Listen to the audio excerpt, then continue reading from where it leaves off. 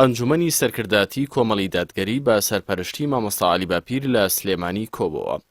لە سەرەتای کۆبوونەوەکەدا بەشداربووان گفتوگویان لەبارەی بڕیارەکانی دادگەی باڵای فیدراڵی سەبارەت بە هەردوو پرسی موچەی فەرمانبەران و هەڵبژاردنی پەرلەمانی کوردستان کرد.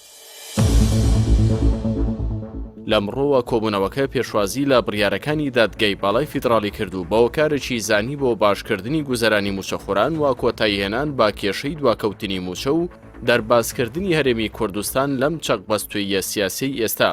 تایبەت بە هەڵبژاردنی ڕۆژی 10 حوزەیرانی پەرلەمانی کوردستانیش ئەنجومەنی سەرکردایەتی کۆمەڵی دادگەری داوای لە وڵاتیان و دەنگدەرانی کوردستان کرد ئەوانەی چاویان لە گۆڕانکاریە و دەیانەوێت کوردستان لە حکومڕانی خراپ و ئەزموونی 30 ساڵی شکستی یەک لە دوای یەک دەرباز بکەن کە ڕۆڵی خۆیان لە دەنگدان دابژێڕن و شوێندەستی خۆیان لە گۆڕانکاریەکان دابنێن بۆ مەبەستە پێویستە بەزووی بچن بەدەم تۆماری بایۆمێتری دەنگدانەوە کە ڕۆژی یەکشەممە دەیمان کۆتاوادەی تۆمارەکەیە.